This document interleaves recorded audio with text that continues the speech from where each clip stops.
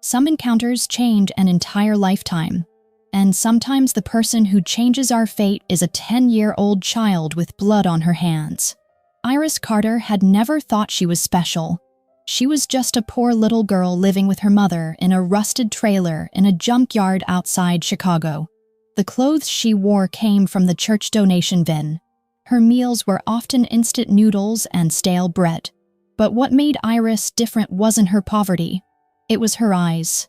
One was gray, one was emerald green, as if God had made a mistake when creating her. The kids at school called her a freak with strangely hued eyes. Adults would look at her, then look away, whispering things she didn't want to hear. 10 years of living had taught Iris one painful lesson. Being different meant being alone.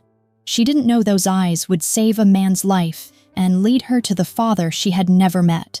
That afternoon, the junkyard was as quiet as it always was. Her mother was doing paperwork in the office.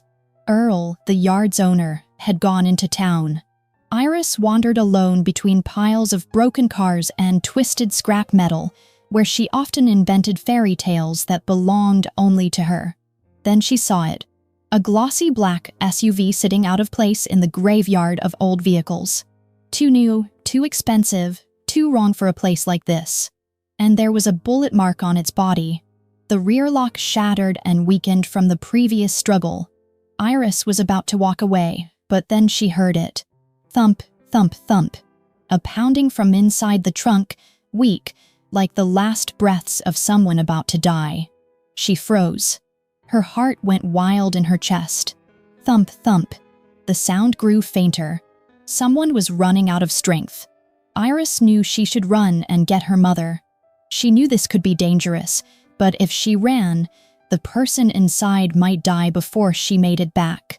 10 years old, thin, small. But Iris Carter wasn't the kind of child who could leave someone to die. She found a crowbar. It weighed almost as much as half her body. Her small hands gripped it tight as she wedged it into the seam of the trunk. 1 time, 2 times. Her nails split. The skin of her palms tore and bled. She didn't stop. Crack. The trunk sprang open, and Iris saw him. A man curled up in that cramped space.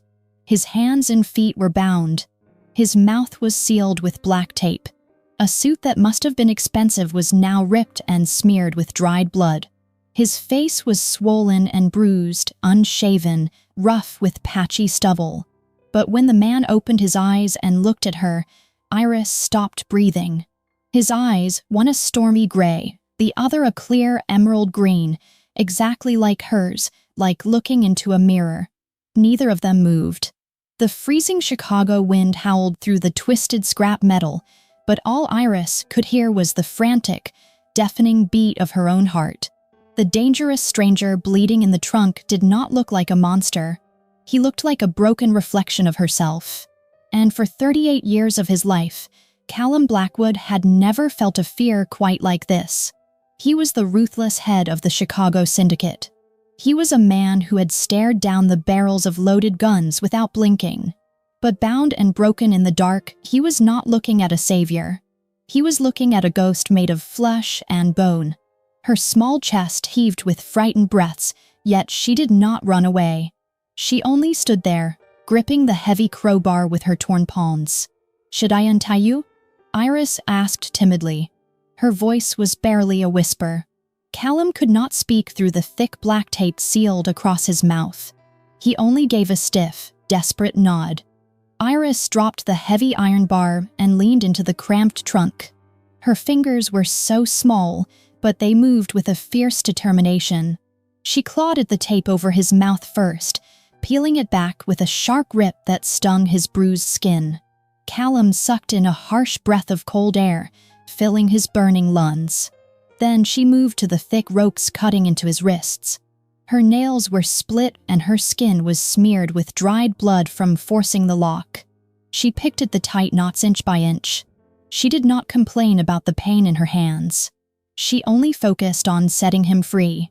Callum watched her face, searching the features he had never known existed. "What is your name?" he rasped. His throat was raw and shredded from 3 days without water. Iris did not look up from the stubborn knot binding his wrists. "Iris," she answered softly. "Iris Carter." The name slammed into Callum's chest like a physical blow. Carter was the name he had spent a fortune hunting down. It was the name of the woman who had vanished without a trace 11 years ago. The thick rope finally gave way, and Callum pulled his numb hands free.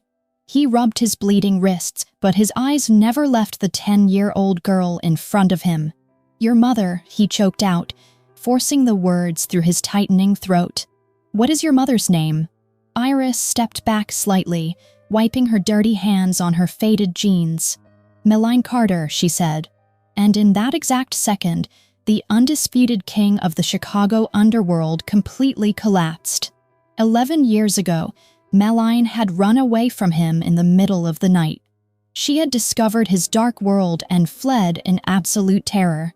He had torn the entire country apart searching for her, spending millions and turning cities upside down.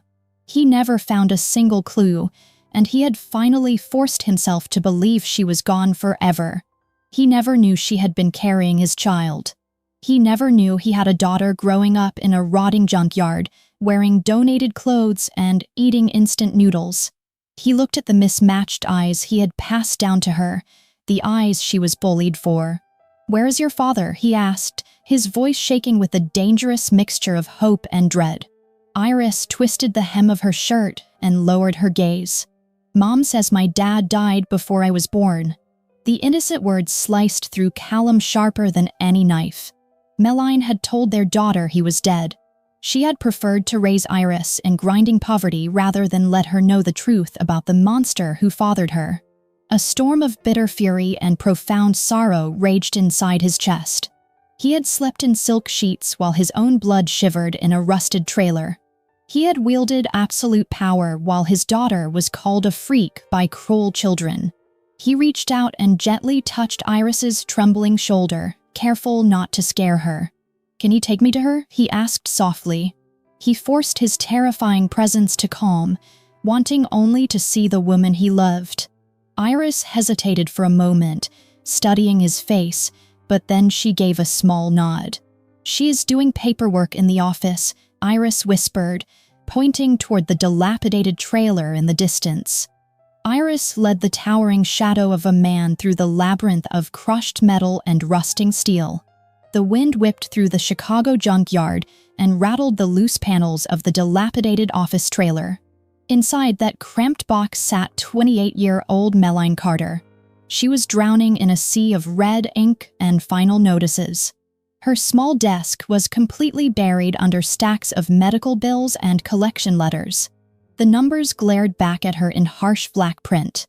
She owed $150,000. It was a crushing weight that made it hard for her to even draw a breath. She rubbed her exhausted brown eyes and picked up a worn calculator. Her fingers trembled as she punched in the impossible figures. She had skipped meals for 3 days just to afford her daughter's winter boots. The heater in the corner sputtered and died again, leaving the small room bitterly cold. Melanie pulled her thin thrift store cardigan tighter around her shoulders and prayed for a miracle to save them from eviction. The flimsy trailer door creaked open and a blast of freezing wind swept into the room. Melanie did not look up immediately because she assumed it was just her daughter returning from her imaginary gains.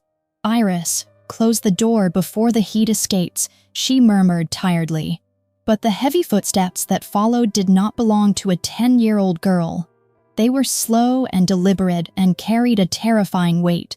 Melanie finally lifted her head and the worn calculator slipped from her numb fingers. It clattered onto the linoleum floor with a hollow crack. The world simply stopped spinning on its axis. Standing in the narrow doorway was a ghost from 11 years ago. He was bruised and bleeding and his expensive suit was shredded. But he was undeniably Callum Blackwood. He was the ruthless king of the Chicago underworld and the only man she had ever loved. Melanie shot to her feet so fast her plastic chair toppled over backward with a loud crash. Her heart slammed against her ribs like a trapped bird desperately trying to escape a cage. She backed away until her spine hit the cheap wood paneling of the trailer wall. There was nowhere left to run and nowhere left to hide. 11 years of changing names and living in absolute terror dissolved in a single second. She looked at his face and saw the dark stubble and the dried blood smearing his strong jaw. Then her terrified gaze shifted to the little girl standing right beside him. Iris was looking up at the dangerous mafia boss with wide and curious eyes. And those eyes were an exact mirror of his. One stormy gray and one clear emerald green. The secret Meline had buried in poverty and isolation was now standing in the harsh light of reality. Callum stepped further into the miserable trailer, and the sheer force of his presence seemed to suck the oxygen from the room. He looked at the stacks of unpaid bills and the rusted walls and the thin coat wrapping the woman he had hunted for over a decade. His jaw tightened until the muscles threatened to snap under the pressure. 11 years, Callum rasped, his voice sounding like broken glass grinding together. I tore the entire world apart looking for you. Meline could not find her voice to answer him. She could only stare at the blood on his hands and remember the horrific night she had fled his penthouse. You let me believe you were gone forever, he continued, taking another slow step forward. You hid my child from me and forced her to live in a freezing metal box. The betrayal in his eyes was vast and deep and impossibly dark. He pointed a shaking, bloodied finger toward Iris. You told my daughter I was dead. The brutal accusation struck Meline like a physical blow and finally shattered her frozen paralysis. A fierce maternal instinct flared up inside her chest and completely eclipsed her blinding fear. She stepped forward and pulled Iris firmly behind her own shivering body. I did what I had to do, Meline shouted, her voice trembling but surprisingly loud in the small space. I protected her from you and your world. Callum stopped dead in his tracks and his massive shoulders heaved. His mismatched eyes darkened with a terrifying storm of raw emotion.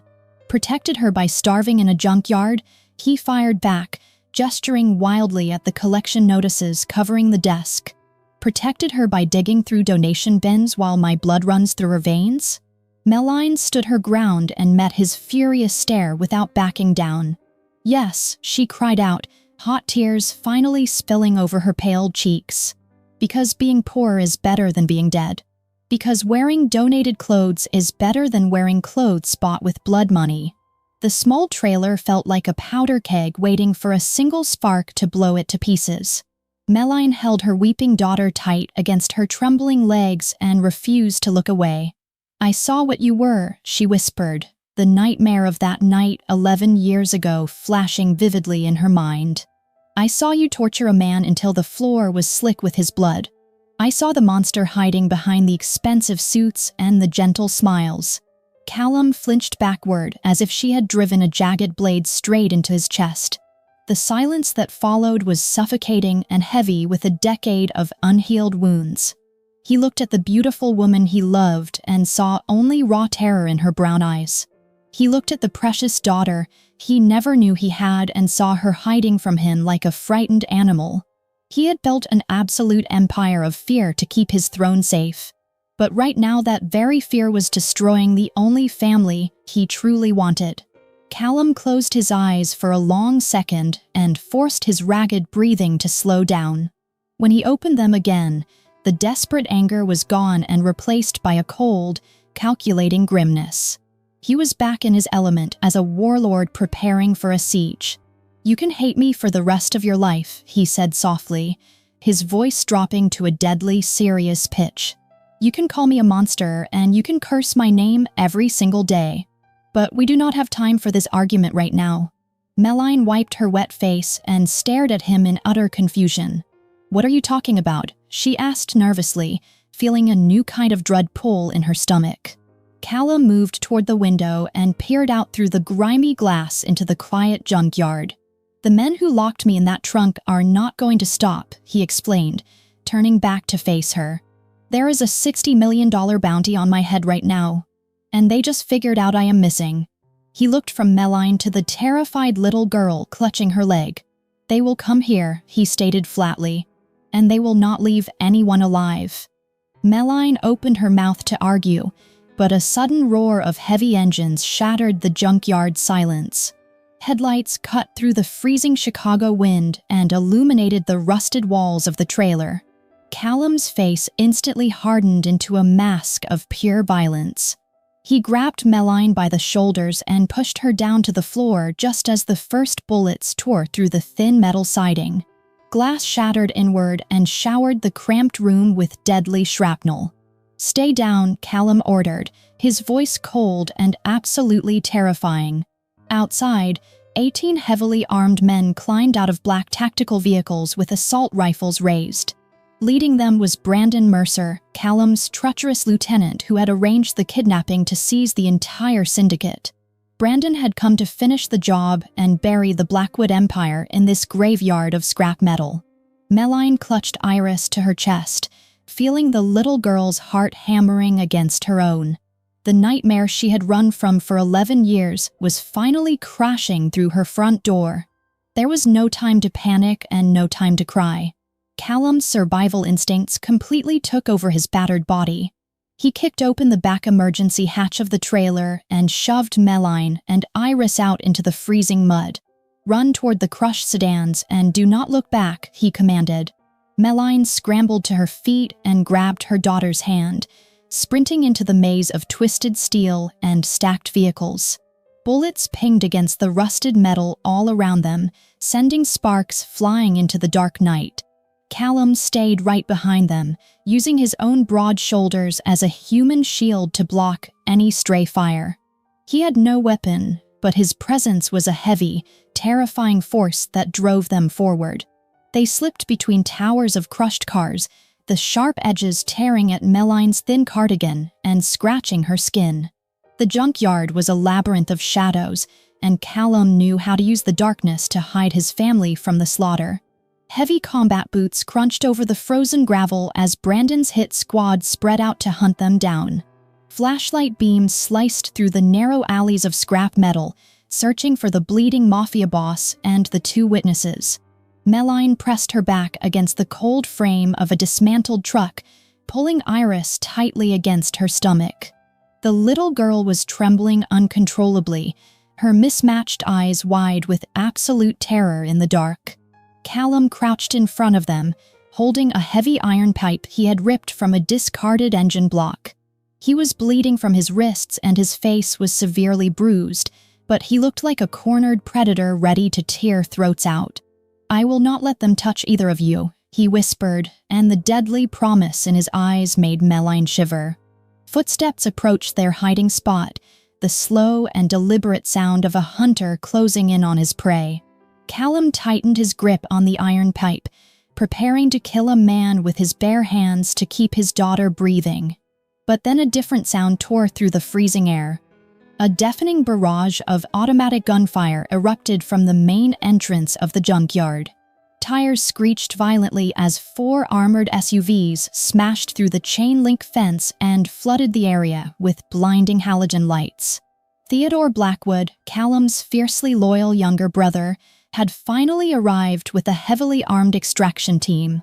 Theodore leaped from the lead vehicle before it even stopped moving, laying down a punishing wave of suppressing fire.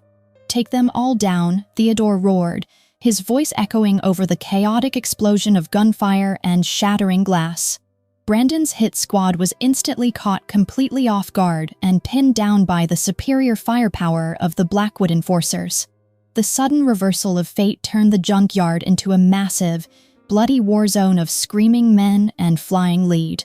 Callum seized the momentary distraction and grabbed Meline's arm with a grip of iron. Now he shouted over the deafening noise, pulling her and Iris out from the shadows and running toward the safety of the armored convoy. They burst from the maze of scrap metal and sprinted toward Theodore's waiting vehicle. The back door was flung open, and Callum practically threw Meline and Iris inside before diving in behind them. The heavy armored door slammed shut, sealing them inside a quiet, bulletproof vault as the chaos continued to rage outside. Meline collapsed against the leather seats, gasping for air while her hands shook violently. She looked out the tinted window and watched her rusted trailer burn, realizing her quiet life of poverty was completely destroyed. The sanctuary she had built to hide her daughter was gone forever, reduced to ash and bullet casings. She looked at Callum, who was bleeding onto the pristine seats, but watching Iris with a look of absolute, terrifying devotion. Meline finally understood the brutal reality of their situation. To keep her 10-year-old daughter alive, she had no choice but to enter the dark, violent world she had sworn to escape. The SUV tore out of the junkyard, leaving the flames behind and carrying them straight into the heart of the Mafia empire. The armored SUV sped through the dark streets of Chicago and finally turned onto a secluded road in Lake Forest. Huge iron gates swung open to reveal the Blackwood estate. It was a palatial fortress wrapped in high stone walls and heavily armed guards. The tires crunched over the pristine gravel driveway as the massive mansion loomed in the moonlight. Iris pressed her face against the cold-tinted window with her mismatched eyes wide in absolute shock. The building looked like a magical castle from the fairy tales she used to read at the public library. It was a world made of marble columns and glowing yellow lights and perfect green lawns. But Meline looked at the exact same mansion and only saw a massive prison built from blood money. The extraction team parked near the grand entrance and Callum stepped out first. He ignored his bleeding wounds and reached a hand out to help his daughter step into her new reality. Callum led them up a grand sweeping staircase lined with expensive oil paintings and crystal chandeliers. He opened a pair of heavy oak doors on the second floor to reveal a bedroom larger than the entire junkyard trailer. Iris stepped inside and simply stopped breathing.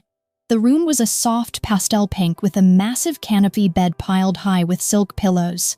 A towering white wardrobe sat in the corner filled with brand new dresses and warm winter coats. Iris walked slowly toward the bed and reached out a trembling hand to touch the velvet comforter. It was so soft she thought it might vanish if she pressed too hard. For 10 years she had slept on a lumpy mattress under a thin blanket that smelled of rust and dampness. Now she was standing in the middle of a dream that she never even dared to imagine. Callum watched his little girl from the doorway and his heart physically ached at the pure wonder lighting up her face. But the fairy tale illusion shattered the moment Meline turned around to face him. Her brown eyes were completely stripped of awe and filled entirely with cold defiance. She stood in the center of the luxurious room wrapped in her cheap thrift store cardigan like a physical shield. "You think you can just buy us," Meline whispered, her voice shaking with years of suppressed anger. "You think you can lock us in a mansion and buy her a princess bed and erase 11 years of starvation." Callum stepped into the room and tried to offer her a thick envelope of cash to replace everything she had lost in the fire. Meline slapped his hand away so hard the thick stack of $100 bills scattered across the expensive Persian rug. "Keep your dirty money," she spat out bitterly. "These gilded walls are beautiful, Callum, but they do not wash away the blood on your hands." She absolutely refused to let him play the role of a loving father and a protective husband as if the past decade had never happened. Callum looked down at the scattered money and did not try to pick it up. He took the brutal rejection without flinching because he knew he deserved every single ounce of her hatred. He looked at the beautiful woman who had chosen to freeze in a junkyard just to keep their daughter pure. "I am not trying to buy your forgiveness," Callum said softly, his voice heavy with a deep and weary sorrow. "I know exactly what I am, and I know the terrible things I have done to build this empire." He stepped closer to her, ignoring the sharp pain radiating from his battered ribs. "But right now Brandon Mercer and Raymond Kessler are hunting us down, and they will kill you just to hurt me." His mismatched eyes locked onto hers with a dark and terrifying intensity. "You can hate me, and you can refuse my money, and you can sleep on the floor if you want. But you and my daughter are not leaving this fortress until every single man who threatens this family is dead." It was long past midnight when the sheer silence of the Blackwood estate became too loud. Meline lay in a guest bedroom down the hall from her sleeping daughter. She stared at the high-vaulted ceiling and listened to the distant pacing of armed guards outside the compound. Sleep was absolutely impossible. The adrenaline of the junkyard shootout still thrummed violently in her veins. She finally threw off the heavy silk blankets and slipped out into the dark, quiet corridor. She needed a glass of water to soothe her dry throat. But as she padded softly into the massive chef's kitchen, she stopped dead in her tracks. The room was bathed in the pale glow of the moonlight spilling through the floor-to-ceiling windows. Callum sat alone at the long marble island. His shredded suit jacket was discarded on a stool, and his white shirt was completely soaked in dark blood. He held a bottle of iodine in one hand and a ragged towel in the other. He was quietly tending to the brutal wounds he had sustained while keeping her and Iris alive. Meline wanted to turn around and run back to the safety of her room. She had spent 11 years running from this exact man. But the sight of his trembling hands and his bruised face anchored her feet to the hardwood floor. She took a slow step forward, and the floorboard let out a soft creak. Callum's head snapped up instantly, and his mismatched eyes locked onto hers with the sharp instinct of a cornered wolf. The lethal edge vanished the second he realized it was only her. "You should be asleep," he murmured, his voice rough and completely exhausted. Meline walked closer and looked at the deep gash across his ribcage. "You should be in a hospital," she fired back softly. She reached across the cold marble and gently took the iodine bottle from his stiff fingers. She did not know why she did it. Perhaps it was the shared terror of the night, or perhaps it was the memory of the man she used to love. She poured the dark liquid onto a clean cloth and pressed it carefully against his torn skin. Callum flinched, but he did not pull away from her gentle touch. The air in the dark kitchen grew thick and heavy with 11 years of unspoken words. "You saw me at my absolute worst," Callum finally said, breaking the suffocating silence. "That night in the penthouse. You saw blood on my hands and you ran without looking back." Meline felt her heart clench painfully against her ribs.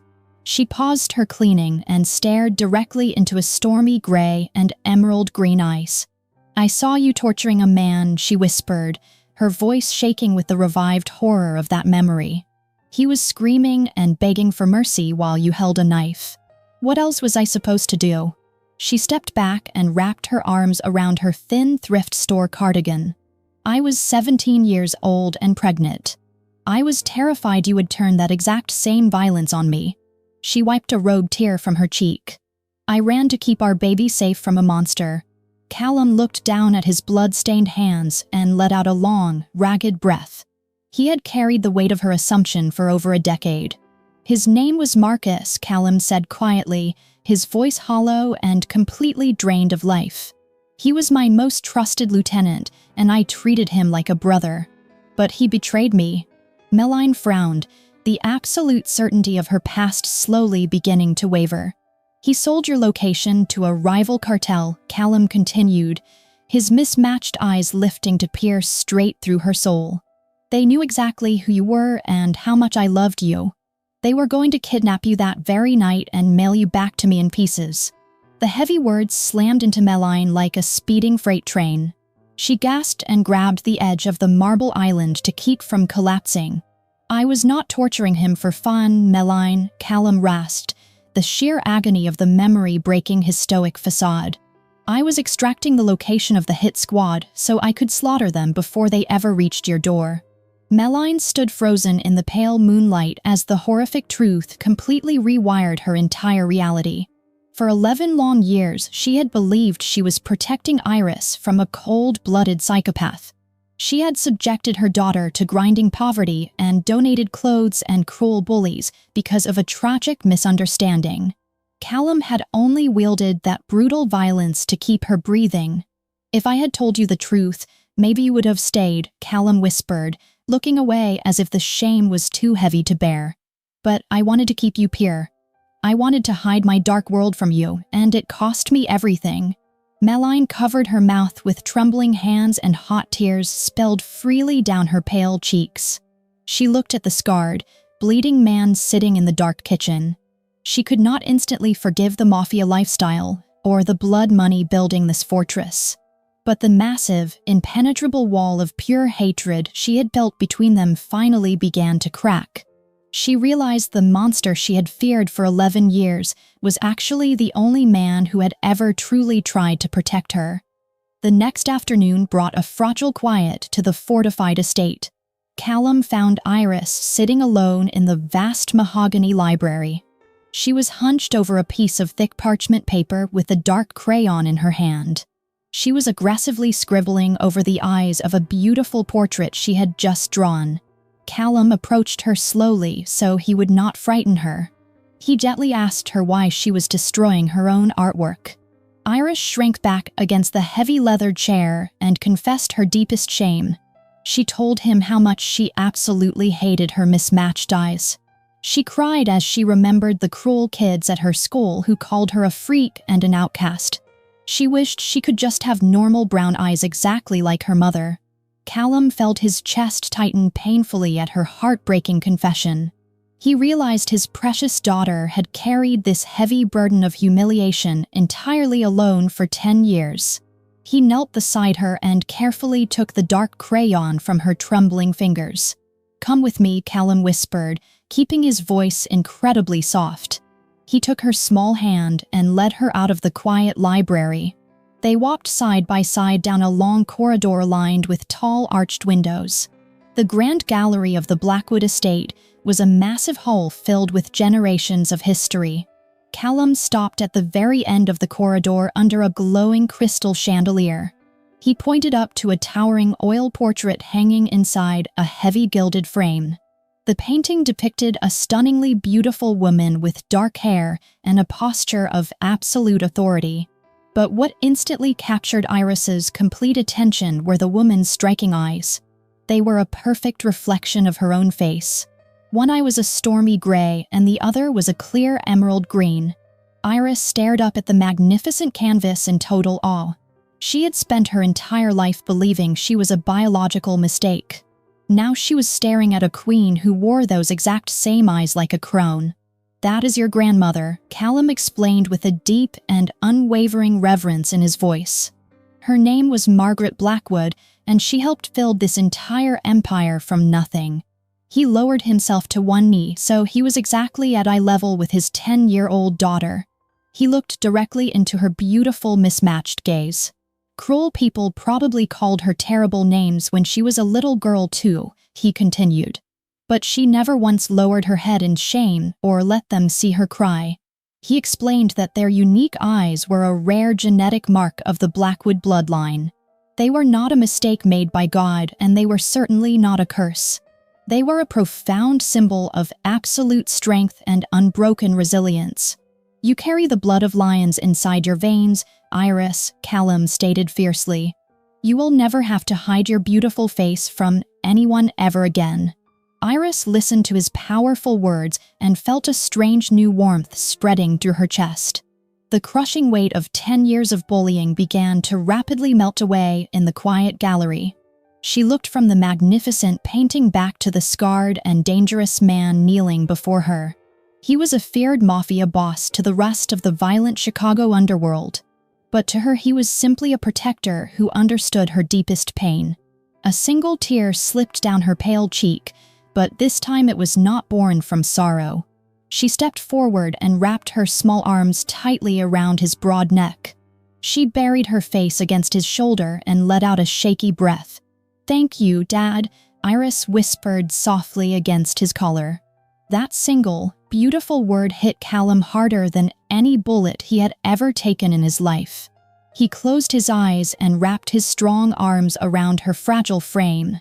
He silently vowed to burn the entire city to ash before he ever let anyone hurt his little girl again. The fragile peace inside the Blackwood estate did not last for very long. It was the third night since the fire at the junkyard, and Meline was finally beginning to let her guard drop. She sat in the massive library reading a book by the warm glow of the fireplace while the storm raged outside. Then every single light in the palatial mansion suddenly flickered and died. The advanced security grid completely shut down, plunging the entire estate into suffocating darkness. The heavy electronic locks on the front gates clicked open with a chilling mechanical sound. Meline shot to her feet, and the heavy book slipped from her lap to hit the hardwood floor with a sharp crack. A traitor had infiltrated the inner circle and disabled the absolute safety of their gilded cage. Outside, the roar of 30 heavily armored vehicles tore through the manicured lawns. Raymond Kessler, the rival boss backing Brandon Mercer, had sent an army of elite mercenaries to completely annihilate the Blackwood Empire. Chaos erupted inside the grand hallways before the backup generators could even kick in. The deafening sound of automatic gunfire shattered the expensive stained glass windows and echoed off the marble floors. Callum and Theodore were currently trapped in the west wing of the estate, reviewing tactical maps in the war room. A dozen heavily armed mercenaries breached the side doors and immediately pinned the brothers down under a massive hail of bullets. There inside, Theodore yelled over the deafening roar of the crossfire, reloading his weapon with practiced efficiency. They bypassed the perimeter completely. Callum did not care about the damage to his expensive home or the absolute destruction of his sanctuary. He only cared about the two people currently sleeping on the second floor. His heart pounded violently against his ribs as he fired back into the darkness. He knew exactly what Kessler wanted to use as leverage against him. He had to tear his way through 12 trained killers to reach his daughter before it was too late. Meline stood frozen in the pitch-black library as the horrific sounds of war echoed from the floor below. Her blood turned to pure ice in her veins as heavy combat boots began pounding up the grand, sweeping staircase. The mercenaries were not searching for cash or expensive art inside the sprawling mansion. They were hunting down the only two things that could force the ruthless Callum Blackwood to surrender. Meline's maternal instinct violently overrode every single ounce of paralyzing fear. She abandoned her hiding spot and bolted into the dark corridor, completely separated from the estate guards who were currently bleeding out downstairs. She ran past the shattered crystal chandeliers and the bullet-riddled oil portraits without looking back. She had spent her entire life running from violence, but tonight the violence had finally cornered her inside her own home. She had to reach the pastel-pink bedroom at the very end of the hall. She had to reach Iris before the men in the tactical gear did. Meline tore through the pitch-black corridor and burst into the pastel-pink bedroom. Iris was curled into a tiny ball on the massive silk bed. The little girl was trembling violently in the dark as the sound of heavy boots pounded up the grand staircase. Meline scooped her daughter into her arms and pressed a shaking hand over her mouth to keep her quiet. "Do not make a sound," Meline whispered frantically into the little girl's ear. Heavy footsteps echoed down the hallway outside their open door. Flashlight beams sliced through the darkness and swept across the expensive Persian rugs. The mercenaries were methodically clearing room by room to find the Mafia boss's ultimate weakness. Meline knew they could not stay by the bed and wait to be slaughtered. She looked around the deep shadows and grabbed a heavy bronze statue from the antique vanity table. It weighed almost as much as a bowling ball in her trembling hands. She pulled Iris into the dark corner behind the heavy oak door and waited in the suffocating silence. The bedroom door was kicked open with a deafening crash that splintered the thick wood. A towering mercenary stepped into the room with his assault rifle raised and his flashlight sweeping the empty bed. He did not bother to check the deep shadows right behind the broken door. Meline did not hesitate or think about the moral consequences of what she was about to do. Her fierce maternal instinct completely crushed every single ounce of her paralyzing fear. She stepped out from the darkness and swung the heavy bronze statue with all her strength. The solid metal crashed against the side of the mercenary's tactical helmet with a sickening crunch. The massive man groaned and collapsed heavily onto the hardwood floor. Meline dropped the bloodied statue and scrambled to rip the heavy handgun from his tactical holster. Her hands were slick with cold sweat, but she gripped the cold steel with absolute determination. She had never fired a weapon in her entire 28 years of life. But tonight she was a desperate mother cornered in the dark with her only child. Two more mercenaries charged down the hallway when they heard the heavy crash inside the bedroom. Their tactical flashlights cut blindly through the thick darkness of the second-floor corridor. Meline pushed Iris down behind the heavy oak wardrobe and raised the stolen handgun with both hands. She did not close her eyes or look away from the approaching threats. She aimed at the center of the blinding lights and pulled the heavy trigger. The gun bucked violently in her hands with a deafening roar. The first mercenary cried out and crumpled into a lifeless heap against the corridor wall. The second man swung his rifle toward the flash of her muzzle, but Meline fired again and then again. The heavy bullets tore through his body armor and sent him crashing backward into the darkness. Silence fell over the hallway for a split second before angry shouts erupted from the floor below. Meline dropped the empty gun and grabbed Iris by her small hand. She dragged her terrified daughter down the corridor toward the secret panic room Callum had pointed out on their very first day. Meline slammed her hand against the hidden wall panel, and the heavy steel door hissed open. She pushed Iris inside the reinforced vault and hit the lock button just as bullets began tearing through the hallway walls behind them. The thick steel door sealed shut and completely cut off the sounds of the violent war raging outside. The hidden panic room was bathed in a dim red emergency light. Iris sobbed quietly and buried her face against her mother's chest. Meline slid down the cold metal wall and gathered her daughter into a tight and desperate embrace. She looked down at her own trembling hands and saw the dark smear of fresh blood on her pale skin. It was not her blood, and it was not Callum's blood. The sheer violence of what she had just done washed over her in a freezing wave of pure trauma. She had ruthlessly killed 2 men without a single second of hesitation. But as she held her breathing child in the dark, a profound and terrifying realization finally settled deep into her bones.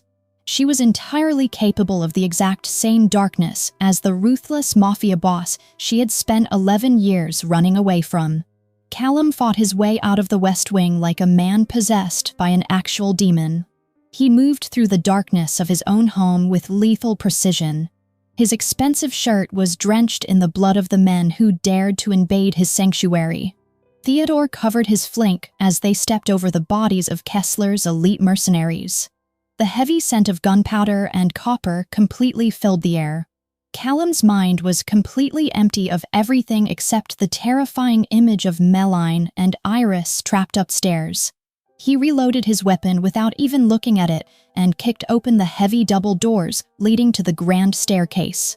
2 more attackers stood at the top of the landing with their rifles raised. Callum did not even flinch or slow his brutal momentum. He raised his gun and fired twice in rapid succession. The men collapsed before they could even pull their triggers. He stepped over their bodies and sprinted down the long second-floor corridor. The hallway outside Iris's bedroom was completely destroyed.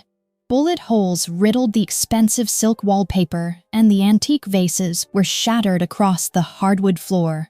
But what made Callum's heart stop entirely were the bodies lying in the shadows. He recognized the heavy bronze statue covered in dark blood. He saw the lifeless mercenaries and realized exactly what must have happened here in the dark. A profound and agonizing sickness twisted deep inside his stomach. The woman who had spent 11 years running from violence had been forced to kill just to protect his child. He moved toward the hidden wall panel at the end of the corridor with his breath catching in his throat. He punched in the override code with trembling fingers, and the heavy steel door of the panic room slowly hissed open. The dim red emergency light spilled out into the dark hallway, and Callum finally saw the absolute toll his dark world had taken on the only family he ever wanted. Meline was sitting on the cold metal floor with Iris tucked securely behind her trembling body. She still gripped the stolen handgun with both hands, and it was pointed directly at the opening door. Her brown eyes were wide and completely haunted by the horrific violence she had just committed. But she did not lower the weapon until she recognized Callum's blood-stained face in the red light. The heavy gun finally slipped from her numb fingers and clattered onto the steel floor. Callum dropped to his knees immediately and slid across the cold ground to reach them. He wrapped his massive arms around both Meline and his sobbing daughter. Iris buried her face into his chest and completely broke down in terrified tears. Meline did not push him away or scream at him for bringing this war to their doorstep. She simply leaned her heavy head against his shoulder and let out a broken, exhausted sob. Callum held them so tightly he thought his own battered ribs might finally snap. Seeing the fresh blood smeared across Meline's pale hands completely broke something deep inside of Callum. He had built a massive criminal empire of absolute fear just so he would never have to feel helpless again. But looking at the traumatized faces of the woman he loved and the daughter he just found made him feel entirely powerless. He had brought the absolute worst kind of darkness right to their feet. He buried his face in Meline's hair and closed his mismatched eyes. "I am so sorry," Callum whispered fiercely into the quiet vault. "I swear on my actual life that I will never let anyone make you do something like this ever again." He pulled back just enough to look directly into Meline's tearful brown eyes. The storm raging inside his chest was colder and darker than any violence he had ever known. "I will end this war tonight," he vowed with absolute, chilling certainty. "I will tear Raymond Kessler apart, and I will burn Brandon Mercer to the ground." Meline stared into the dangerous eyes of the ruthless Chicago Mafia boss. A few days ago, she would have completely recoiled from the pure murder shining in his gaze. But tonight she had felt the exact same violent desperation pumping through her own veins. She knew that running away and hiding would never keep her daughter safe from these monsters. She lifted her trembling hand and gently touched his bruised and bloodied cheek. It was an act of profound acceptance that Callum had waited 11 years to finally feel. "Then go and finish it," Meline told him with a surprisingly steady voice. "Do not let them walk away from this, and do not leave any shadows for them to hide in." She looked down at Iris, and then back up at the only man capable of ending their nightmare. "Kill them also, our daughter can finally close her eyes and be safe." Callum nodded once, and the absolute finality of her words sealed the fate of the entire Chicago underworld. The Blackwood estate was instantly transformed into an impenetrable fortress of steel and concrete. Heavy iron shutters slammed down over the shattered windows, and armed guards flooded every single corridor. Callum gathered his remaining lieutenants in the underground war room beneath the mansion. The air was thick with cigarette smoke and the heavy scent of impending violence. He spread a massive blueprint of Raymond Kessler's downtown compound across the mahogany table. The odds of a successful assault were incredibly steep.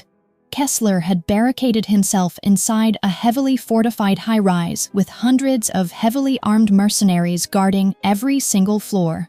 But Callum did not care about the impossible math of the situation.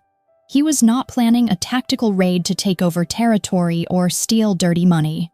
He was launching an absolute bloodbath to eradicate the men who had threatened his daughter. Theodore loaded a heavy assault rifle and nodded to his brother across the table. The Chicago underworld was about to witness a war it would never forget. Callum left the war room and walked heavily up the stairs to his private office. He needed to gather his weapons before leading the strike team into the city. But when he opened the heavy oak doors, he found a small figure waiting in the shadows. Iris stood by his desk in her pastel pink pajamas with her mismatched eyes wide and shining with fresh tears. She had heard the shouts and seen the men loading their guns in the courtyard. She knew exactly what her father was about to do, and she was absolutely terrified. She had spent 10 years believing she was fatherless, and she could not bear to lose him just days after finding him. Callum dropped his weapons onto the desk and immediately sank to his knees on the expensive rug. He gathered his trembling little girl into his broad chest and held her as tightly as he possibly could. Iris buried her face into his neck and begged him not to leave them alone in the dark. "I have to go, sweetheart," Callum whispered softly into her curly brown hair. "There are bad men who want to hurt you and your mother, and I have to stop them so you can finally be safe." Iris looked up at him with tears spilling over her pale cheeks and her small hands gripping his black tactical vest. She asked him if he was going to die tonight. The innocent question slammed into Callum harder than any physical blow he had ever taken.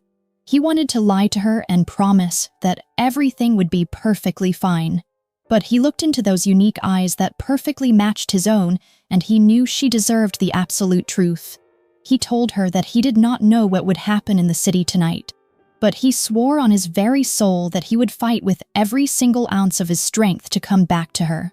Iris threw her arms around his neck and told him she loved him for the very first time. Callum closed his eyes and etched those 3 beautiful words into his bleeding heart. Callum kissed his daughter on the forehead and gently sent her back to the secure panic room. He stropped a heavy holster to his thigh and walked out into the dimly lit hallway.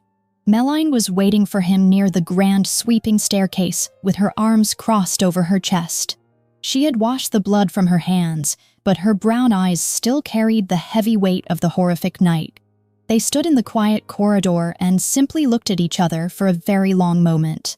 11 years of running and hiding and hating were finally completely stripped away. Callum stepped closer to her and gently raised his hand to cup her pale cheek. He did not ask for her forgiveness or try to justify the terrible violence he was about to commit. He only asked her to wait for him until the morning light broke over the city. Meline leaned her face into his warm palm and closed her tired eyes. She had spent her entire youth running from the dangerous monster of the Chicago underworld. But tonight she was looking at a desperate father who was walking into a suicide mission just to protect his family. She leaned forward and pressed her soft lips against his in a gentle and completely forgiving kiss. It was the first time they had kissed in 11 years, and it tasted like sorrow and desperate hope. When she finally pulled away, she looked directly into his stormy gray and emerald green eyes. "If you survive this night, I will stop running from you," Meline whispered with absolute certainty. "We will tear down these heavy walls, and we will build a real home together." Callum felt a sudden surge of impossible strength rush through his battered body. He nodded once and turned away to walk down the grand staircase into the dark and violent night. He had everything in the entire world to live for, and he absolutely refused to die. The Blackwood convoy descended upon downtown Chicago like a shadow of absolute death. The towering glass high-rise belonged to Raymond Kessler, and it was heavily guarded by an army of elite mercenaries. But Callum did not care about the impossible odds or the sheer number of guns pointed at his men. He kicked through the reinforced glass of the main lobby, and the absolute slaughter began immediately. Theodore flanked him on the right with an automatic rifle roaring in the confined space. Bullets shattered the expensive marble pillars and sent a rain of concrete down onto the pristine floors. The Blackwood enforcers moved with ruthless military precision as they cleared the ground level in a matter of seconds. They did not stop to check the bodies or ask for any surrenders from the bleeding men on the ground. They simply pushed toward the heavy security elevators to begin the bloody ascent. Callum's face was an absolute mask of cold murder as the metal doors slammed shut. He was coming to completely eradicate the men who had terrified his little girl. The tactical breach escalated into a massive bloodbath on every single floor of the high-rise. Elevators opened into heavily barricaded corridors, and the Blackwood strike force tore through them without hesitation. Theodore laid down a relentless wave of suppressing fire while Callum moved forward like an unstoppable force of nature. His expensive black coat was soon covered in the dust and blood of the men trying to stop him. He stepped over the fallen mercenaries and kept his mismatched eyes fixed perfectly straight ahead. Every single bullet he fired was a heavy promise kept to the woman waiting for him back at the estate.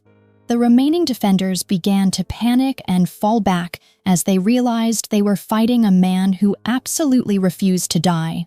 The radio clipped to Theodore's vest crackled with desperate screams from Kessler's retreating commanders.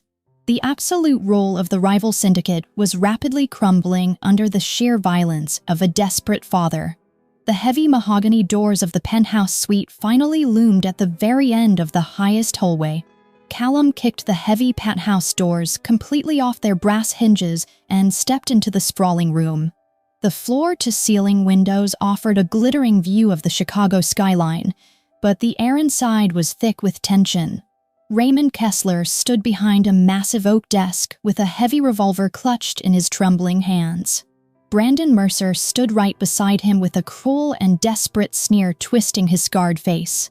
"You should have stayed in that rusted trunk," Brandon spat out, raising his own weapon toward Callum's chest. But Callum did not waste a single second on useless words or dramatic fill-in speeches. He raised his gun and fired a single shot directly into Brandon's chest before the traitor could even blink.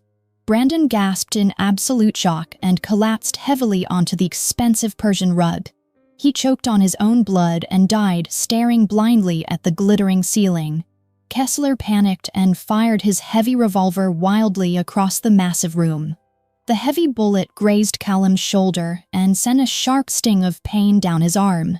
He ignored the burning sensation and charged across the room before Kessler could fire a second time. Callum slammed his entire body into the older mafia boss and sent them both crashing violently over the heavy oak desk. The revolver clattered across the hardwood floor and spun out of reach.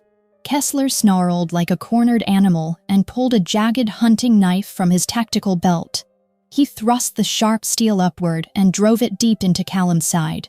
Agonizing pain flared through Callum's battered ribs and hot blood immediately soaked his torn shirt. But the excruciating agony only fueled the absolute rage boiling inside his dark heart. He thought about Iris crying in the panic room, and he thought about Meline standing bravely in the dark corridor. He grabbed Kessler's wrist with a grip of solid iron and twisted it until the bone snapped with a sickening crack. Kessler screamed in absolute agony and dropped the bloody hunting knife onto the floor. Callum snatched the weapon from the ground and drove it straight into the rival boss's chest without a single ounce of mercy. Kessler gasped for air, and his cold, snake-like eyes widened in pure terror before slowly dimming into nothingness. He collapsed onto the ruined floor, and the absolute threat to the Blackwood family was finally eradicated forever. Callum stood alone in the wrecked penthouse suite while his own blood pooled around his expensive shoes. The Chicago underworld was entirely his once again, and the rival syndicate was completely dismantled. He leaned heavily against the shattered desk and pressed a shaking hand against the severe wound in his side. His vision began to blur slightly and a cold sweat broke out across his bruised forehead. But he did not let himself fall into the inviting darkness. His only thought was the promise he had made to a 10-year-old girl with mismatched eyes. He forced himself to stand up and began the long and bloody walk back home. The pale dawn finally broke over the shattered Blackwood estate. Meline and Iris waited by the heavy iron gates with their hearts completely frozen in fear. Then the roar of an approaching engine completely shattered the quiet morning air. A battered black SUV limped up the gravel driveway and ground to a heavy halt. The heavy armored door swung open and Callum stepped out into the freezing Chicago morning. He was covered in dark blood and holding his side with a trembling hand. But he was breathing and he was finally home. Iris screamed "Dad" and bolted across the ruined lawn as fast as her legs could carry her. She crashed into his chest and Callum fell to his knees on the cold gravel. He wrapped his arms around his weeping daughter and buried his face in her curly brown hair. Meline ran to them and dropped to her knees right beside the man she loved. She pulled them both into a desperate embrace and let her tears fall freely. 8 years passed, and the violent shadows of the Chicago underworld slowly faded into a distant memory. The Blackwood estate was no longer a cold fortress built on absolute fear. It was a warm home filled with bright laughter and the rich smell of Meline's cooking. Meline had completely stopped running and finally allowed herself to build a beautiful life. She opened a highly successful bakery in the heart of the city with the clean money Callum had given her. It was a perfectly legitimate business that brought pure joy instead of dark pain. Callum still ruled his empire, but he had brutally restructured the syndicate to keep his family completely safe from the violence. He left his bloody coats at the door and only brought his gentle smiles into their home. The deep scars they carried from their past had finally healed into an unbreakable foundation. They had walked through actual hell to find each other, and they absolutely refused to let that miracle slip away. The grand auditorium of the Chicago Academy of Art was completely packed with proud parents and flashing cameras. 18-year-old Iris Blackwood stood confidently behind the wooden podium in her flowing graduation gown.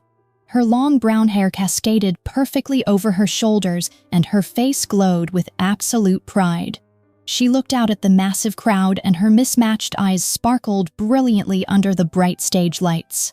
She did not lower her head or try to hide her unique gaze from the world anymore. She looked directly at the front row where Callum was sitting with a soft smile on his handsome face. He was holding a sleeping 5-year-old boy with black hair and identical mismatched eyes in his strong arms. Ethan Blackwood was the living proof that a beautiful future could be born from a terrible past. Meline sat right next to them and wiped tears of pure joy from her glowing cheeks. Iris took a deep breath and leaned directly into the silver microphone. "When I was 10 years old, I truly believed I was an absolute monster," Iris said, her voice echoing clearly through the silent hall. "I hated my strange eyes, and I thought my differences made me completely unlovable. But then a man bleeding in the trunk of a crushed car looked at me like I was a profound miracle." She smiled warmly at Callum, and a tear slipped down her beautiful face. "He had eyes exactly like mine, and he showed me that being different is the greatest legacy a person can carry." My father walked through absolute hell and tore apart an entire city just to keep me safe. He taught me that family is not defined by perfection or an easy past. Family is the people who choose to stand in the dark with you until the morning light finally breaks. I am Iris Blackwood, and I am incredibly proud of the beautiful scars we share. The entire auditorium erupted into deafening applause, and Callum stood up with his young son resting on his hip. He pulled Meline close and looked at the magnificent woman his daughter had finally become. The deepest wounds we carry can often become the absolute foundation of our greatest strengths. This story teaches us that true family is never just about the blood in our veins. It is about the fierce devotion and the impossible sacrifices we make for the people we love.